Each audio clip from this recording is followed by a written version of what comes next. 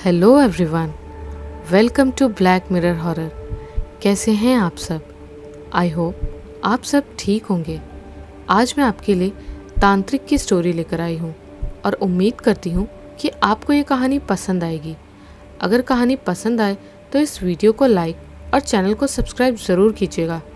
और हाँ दोस्तों, साथ ही बेल आइकन को प्रेस करना ना भूलें, इससे आपको मेरी लेटेस्ट अपलोड की नोटिफिकेशंस मिलती रहेगी। तो चलिए शुरू करते हैं आज की कहानी।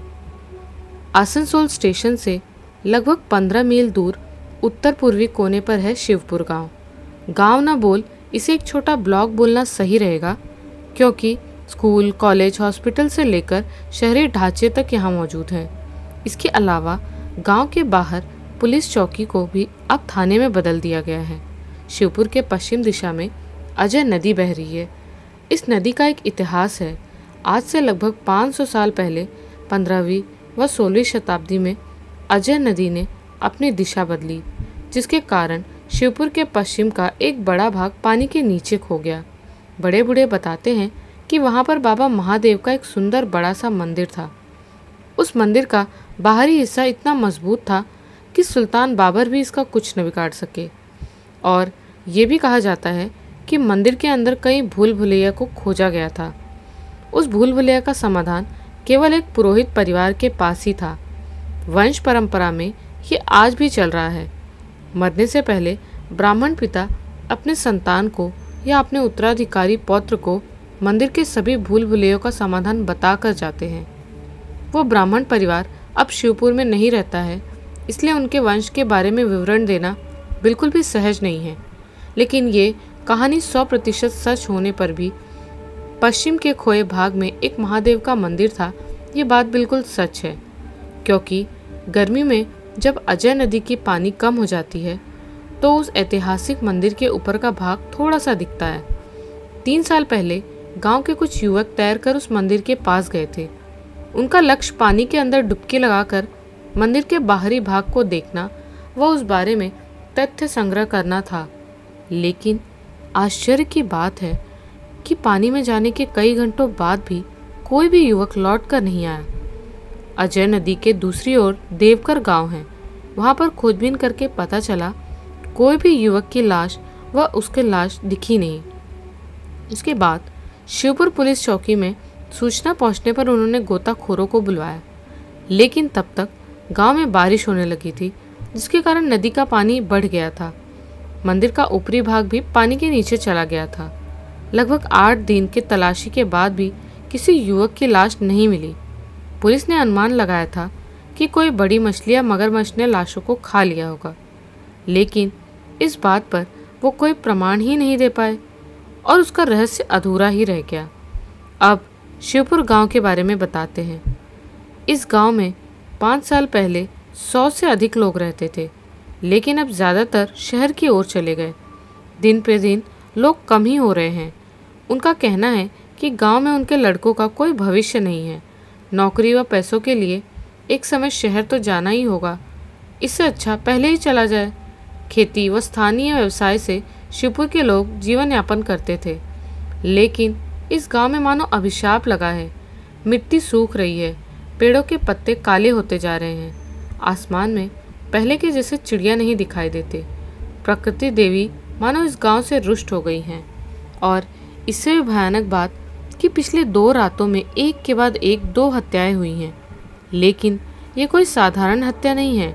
चोरी, डकैती व कोई दूसरा अपराध होता तो कोई बात नहीं थी, लेकिन बहुत ही अद्भुत तरीके से हत्याएं हुई हैं। किसी ने उन लोगों के आंखों को निकालकर अपने अंदर के पैशाचिक हिंसा को पूरा किया है।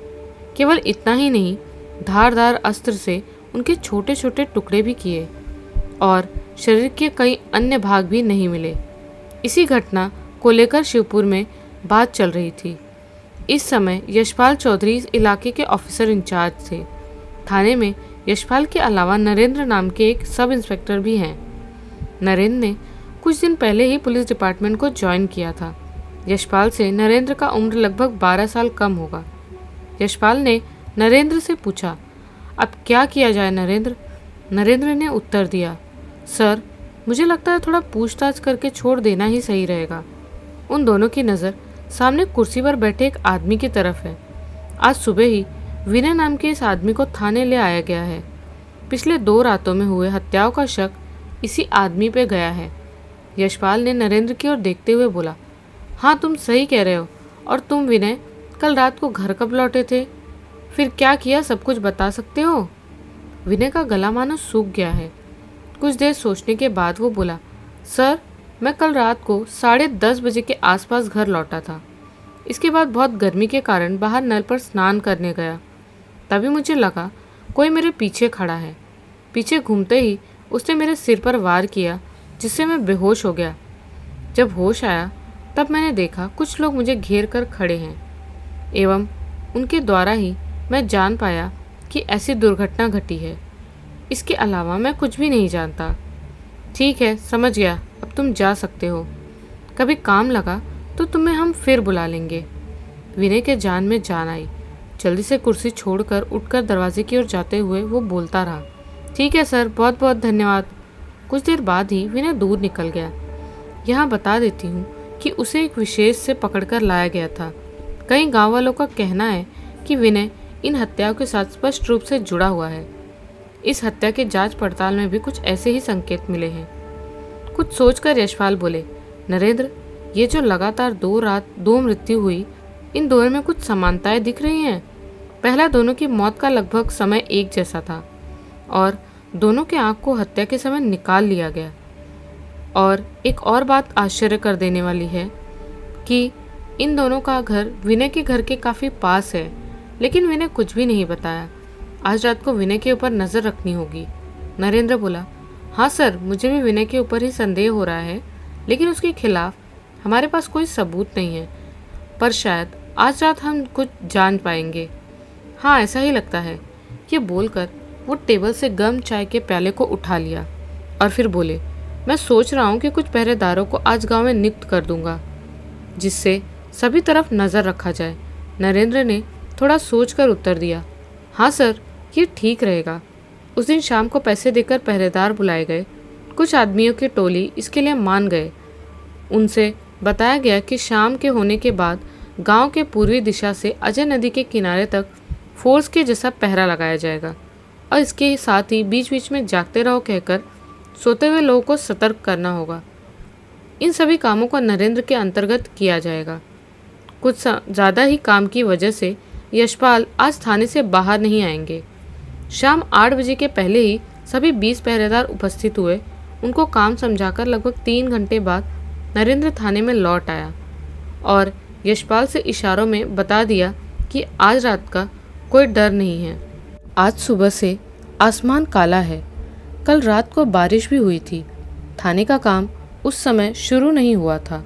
रूम से थाने तक जाने में 5 मिनट लगता है।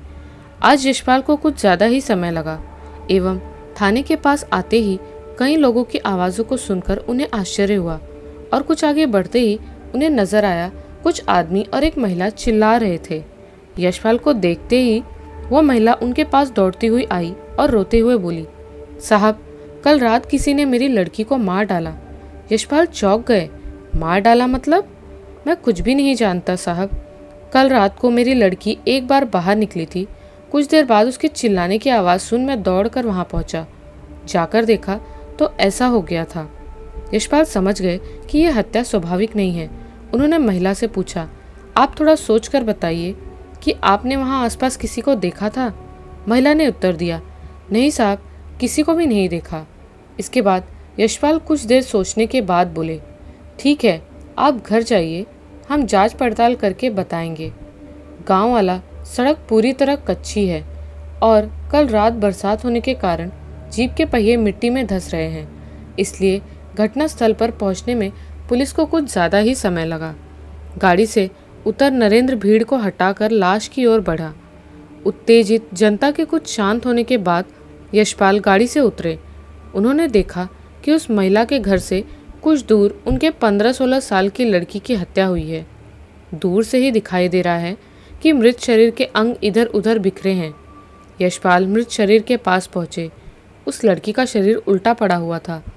कंधे से पकड़ शरीर को सीधा करते ही यशपाल और नरेंद्र चौंक कर पीछे हट गए, क्योंकि ये हत्या भी पहले की दोनों हत्याओं जैसी अमानवीय व रहस्यमय है। लड़की के दोनों आंखों को हत्यारे ने निकाल लिया है, शरीर के कई जगहों से काटा है। ये दृश्य इतना ही विभत्स है कि मृत शरीर की तरफ कोई देख नहीं पा रहा था। यशपाल नरेंद्र से बोलकर शरीर को थाने और पोस्टमार्टम में भेजने के लिए बोले। घटनास्थल से लौटने के पहले यशपाल ने कई गांव वालों से पूछा, कल रात को आपने यहाँ पर किसी को देखा था? पहले किसी ने उत्तर नहीं देना चाहा, सभी चुप थे। यशपाल समझ गए कि इस बार बहुत जांच पड़ताल करना होगा। उनके जीप की ओर बढ़ते ही भीड़ से एक बूढ़ा आदमी निकला और पास जाकर बोला, साहब एक बात बोलना था। उस बूढ़े ने एक और इशारा करते हुए कहा, साहब उस पेड़ के पीछे ही मेरा घर है। कल रात को बारिश शुरू होते ही मैं अपने गाय भैंसों को देखने के लिए बाहर निकला। बाहर निकलते ही मुझे ऐसा लगा कोई रास्ते से भाग गया। मैंने सोचा कोई गाय चुराने वाला होगा, इसलिए धीरे धीरे छुपकर कच्ची सड़क पर आते ही देखा वहाँ जगदीश मास्टर का लड़का विनय खड़ा था। वहाँ पर विनय क्या कर रहा था ये तो नहीं जानता, लेकिन उसके हाथ में शायद एक धारदार हथियार था जो बिजली चमकते ही दिख रहा था। विनय ने मुझे नहीं देखा, मैं इस पेड़ के पीछे छुपकर देखा वो इधर ही आ रहा था। बारिश बहुत जोरों से हो रही थी, इसलिए मैं घर के अंदर चला गया। विश्वास कीजिए, इससे ज़्यादा मैं कुछ भी नहीं जानता। यशपाल बोले, जो बता रहे हो सभी बातें सच है या नहीं? पूरी तरह सच है, झूठ बोलकर मुझे क्या फ़ायदा। अच्छा ठीक है, तुम मुझे विनय के घर लेकर चलो। बूढ़ा आदमी मान गया। इधर नरेंद्र ने कोतवाली में सूचना देते ही कुछ पुलिस और 2 गाड़ी की व्यवस्था हुई। उस लड़की के शरीर को घटनास्थल से ले जाने में लगभग 3 घंटे लग गए। दूसरी तरफ यशपाल उस बूढ़े आदमी के साथ विनय के घर पहुंचते ही अवाक रह गए। दोपहर बीतने के बाद भी विनय सो रहा था। विनय के घर का दरवाज़ा अंदर से बंद था। 2-3 बार बाहर से कुंडी खटकाने के बाद अंदर से आवाज़ सुनाई दी। विनय घर से बाहर निकला। उसे देखते ही यशपाल ने सीधे प्रश्न पूछा, विनय कल रात को तुम धारदार हथियार लेकर कहाँ गए थे? ये सुनते ही विनय चौंक उठा, फिर उत्तर दिया, कल रात को सर मैं अपने खेत की ओर गया था, लेकिन कुछ दिन से ऐसी घटनाएं हो रही हैं, इसलिए अपने बचाव के लिए साथ में कुल्हाड़ी को लेकर निकला था। यशपाल हंसते हुए बोले, विनय तुम झूठ बोलकर और कितने दिन बचोगे? एक न एक दिन ज़रूर तुम्हें पकड़े जाओगे। विनय अब रोने लगा और बोला, मैं सच बोल रहा हूँ सर, मुझे कुछ भी नहीं पता, मैंने कुछ भी नहीं किया, मैं निर्दोष हूँ। यशपाल ने और ज़्यादा कुछ नहीं बोला। उनके पास विनय के खिलाफ कोई बड़ा सबूत नहीं है, इसलिए घर से बाहर निकल आए। इसके बाद बूढ़े आदमी को उनके घर पहुंचाकर जीप में बैठ थाने की ओर चल पड़े। उस समय शाम के 5 बज रहे थे। नरेंद्र नगर कोतवाली से काम खत्म करके अभी यहाँ लौटे थे। यशपाल ने उन्हें अपने कैबिन में बुलाया। कैबिन में नरेंद्र के प्रवेश करते ही वो बोले, समझे नरेंद्र, पहरेदारों से कुछ नहीं होगा। कल पहरेदार थे, इसके अलावा भी इतनी बड़ी घटना घट गई। ऐसे ही हत्याएं होती रही तो अपने ऊपर बैठे अधिकारी को क्या जवाब दूंगा? नरेंद्र के मन में भी यही प्रश्न है, लेकिन इसका उत्तर नहीं है। वो कुछ देर चुप रहने के बाद बोला, सर आप ही बताइए अब क्या किया जाए? यशपाल कुर्सी छोड़कर उठ खड़े हुए। उन्होंने सोच लिया है कि क्या करना होगा। अब ऐसा लग रहा है कि हम दोनों को ऑपरेशन में उतरना होगा। ज़्यादा कुछ करने की ज़रूरत नहीं है, केवल विनय के ऊपर थोड़ा नज़र रखना होगा, लेकिन गांव के किसी को भी इस बारे में पता न चले। ठीक है सर, आज रात से ही हम शुरू कर देंगे। उस दिन रात 8 बजे से पहले ही यशपाल व नरेंद्र ने खाना समाप्त किया। खाना बनाने वाली मौसी का भोजन मानो दिन पर दिन अस्वादिष्ट होता जा रहा है। दाल, मछली, करी के बावजूद यशपाल 4 से ज़्यादा रोटी नहीं खा सके, लेकिन अच्छा ही हुआ, रात जागने के लिए सुविधा ही होगी। 9 बजते ही दोनों रूम से निकल पड़े। नरेंद्र के हाथ में बड़ा वाला टॉर्च है। गाड़ी न लेकर पैदल ही दोनों चल पड़े, इसलिए 2 मील दूर गांव में पहुंचने के लिए उन्हें काफ़ी समय लग गया। गांव में लोग कुछ जल्दी ही सो जाते हैं। यशपाल नरेंद्र के साथ जब विनय के घर पहुंचे उस समय रात बहुत हो गई थी। उस समय घड़ी में रात के लगभग 1 बज रहे थे। वो दोनों विनय के घर से दूर एक झाड़ी में बैठ गए। चारों तरफ गहरा अंधेरा, चांद भी बादल की वजह से गायब हो गया है। नरेंद्र सोच रहा था कि इस समय अगर बारिश होने लगी तो हालत भीगी बिल्ली के जैसी हो जाएगी। झाड़ी के पीछे 4 आंखें किसी भी विपत्ति की आशंका के लिए सतर्क थी। देखते ही देखते रात के 3 बज गए। अब धीरे धीरे ठंडी हवा चलने लगी। शायद दूर कहीं बारिश हो रही थी। अचानक पास ही कहीं एक सियार चिल्ला उठा। गांव में सियार की आवाज़ सुनाई देना कोई आश्चर्य की बात नहीं, लेकिन यह आवाज़ थोड़ी अलग व डरावनी थी। अचानक इस आवाज़ से नरेंद्र चौंक उठा। यशपाल अब और धैर्य नहीं रख पाए। झाड़ी से निकल नरेंद्र से बोले, बहुत रात हो गई है और आज कोई दुर्घटना होने की संभावना नहीं दिख रही। आज रात लौट चलना ही ठीक रहेगा। नरेंद्र भी झाड़ी से निकल आया। अंधेरे में ही बातचीत होती रही। अगर टॉर्च जलाया गया तो सब गुनगोबर हो जाएगा। नरेंद्र बोला, सर अगर लौटना ही है तो क्यों ना एक बार विनय के घर के अंदर भी देख लिया जाए। यशपाल ने सोचकर उत्तर दिया, घर के अंदर ठीक रहेगा क्योंकि हमारे पास कोई सबूत भी नहीं है और मैंने अपना सर्विस रिवॉल्वर भी नहीं लाया, लेकिन उसके पास कोई हथियार होगा इसमें कोई शक नहीं। लेकिन सर इतनी दूर आकर बिना इन्वेस्टिगेशन के घर लौट जाना भी तो सही नहीं होगा। इसके अलावा प्रतिदिन ऐसे बैठे रहना भी संभव नहीं।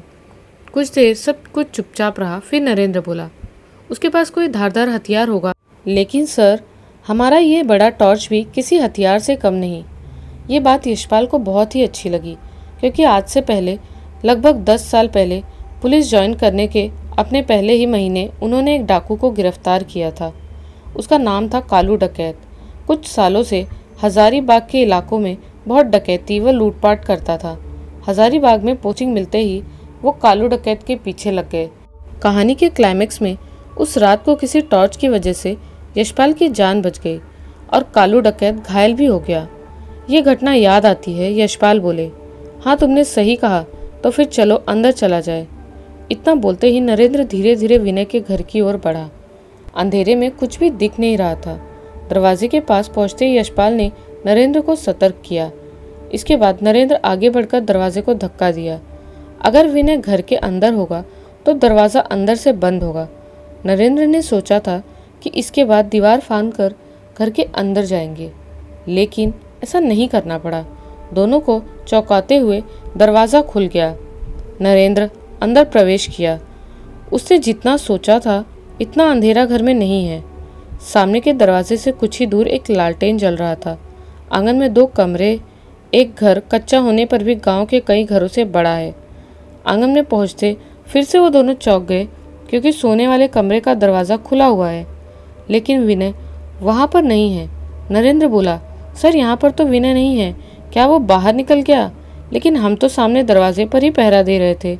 यशपाल घर के अंदर से बाहर की ओर दौड़ पड़े और बोलते रहे, इसके बारे में बाद में सोचा जाएगा, पहले चलो उसको जल्दी खोजा जाए, न जाने आज किस घटना को अंजाम देने वाला है। इतनी रात को घर से निकलने का कोई ना कोई कारण अवश्य है। नरेंद्र उसे चारों तरफ खोजो। नरेंद्र भी यशपाल को निर्देश करके एक अंधेरी दिशा की ओर दौड़ पड़ा। घर के दक्षिण तरफ कुछ ज़्यादा ही अंधेरा है। शायद यहाँ पर एक बड़ा सा जामुन का पेड़ है, इसलिए यशपाल और नरेंद्र उधर ही जा रहे थे। दौड़ते हुए अचानक नरेंद्र के पैरों तले कुछ मांसल जैसा महसूस हुआ। सांप समझकर चौंक उठा, लेकिन जैसे ही टॉर्च को जलाया, नीचे पड़े वस्तु को देखकर यशपाल जैसे शक्तिशाली आदमी भी डर से कांप उठे। उन्होंने देखा नरेंद्र के पैरों के तले दबने वाला वस्तु एक कटा हुआ हाथ है। टॉर्च की रोशनी में इधर उधर देखते ही विनय का छिन्न भिन्न शरीर दिखाई दिया। धीरे धीरे उस ओर आगे बढ़े नरेंद्र। मृत शरीर के पास पहुंचते ही यशपाल चौंक उठे। उसका शरीर एक मांसल विभिन्न गोले जैसा हो गया था। पहले के मौतों के साथ इसका भी एक चिन्ह है। फिर से वही आंखों को निकालकर हत्या किया गया है, लेकिन यह हत्या और भी अमानवीय है। मानो जैसे कई जंगली जानवरों ने उसके शरीर को फाड़कर टुकड़े टुकड़े में बदल दिया है। इसके अलावा उसके पीले शर्ट व पैंट को भी नहीं छोड़ा। यशपाल ने अपने मन में ही प्रश्न किया, इसका मतलब हम गलत थे। क्या हत्या को विनय ने नहीं किया था? क्या इसके पीछे भी कोई मास्टरमाइंड है? ऐसी हत्या क्या कोई मनुष्य कर सकता है या कुछ दूसरा? उस रात की सभी परिकल्पना यहीं समाप्त हो गई। यशपाल समझ गए ये रहस्य और भी जटिल होता जा रहा है। अगले दिन सुबह विनय के शरीर को पोस्टमार्टम में भेजने के बाद पूरे गांव में सतर्कता जारी किया गया और इसके साथ ही आज दोपहर 12 बजे सभी गांव वालों को पुराने कृष्ण मंदिर के सामने आने के लिए कहा गया है। विनय की मौत की खबर हवा से भी तेज फैल रही थी, इसलिए दोपहर की ये मीटिंग सभी के लिए संदेह भरी थी। उस दोपहर 12:25 हो रहे थे। पुराने कृष्ण मंदिर के पास भीड़ इकट्ठा हो गई थी। यशपाल ने सभी को शांत कराया और बोले, गांव में पिछले कुछ दिनों से जो भी हो रहा है ये स्वाभाविक नहीं है। ऐसे विभत्स हत्याएं मैंने अपने जीवन में पहले कभी नहीं देखी। मैंने आपके कहे अनुसार विनय के ऊपर शक किया था, लेकिन कल रात हमारी सभी धारणाएं खत्म हो गई। मुझे ऐसा लग रहा है इन हत्याओं के पीछे कोई मास्टरमाइंड है और वो तुम में से ही कोई एक है। ये सुनते ही सभी एक दूसरे को देखने लगे। कोई कुछ भी नहीं बोल रहा था। अब नरेंद्र बोला, कोई भी अगर इस बारे में जानता है तो हमें बता सकता है। हम उसकी कानून से रक्षा करेंगे और अगर नहीं बताओगे तो तुम में से कोई एक गांव वाला मारा जाएगा, क्योंकि हमें भी अपने ऊपर जवाब देना पड़ता है।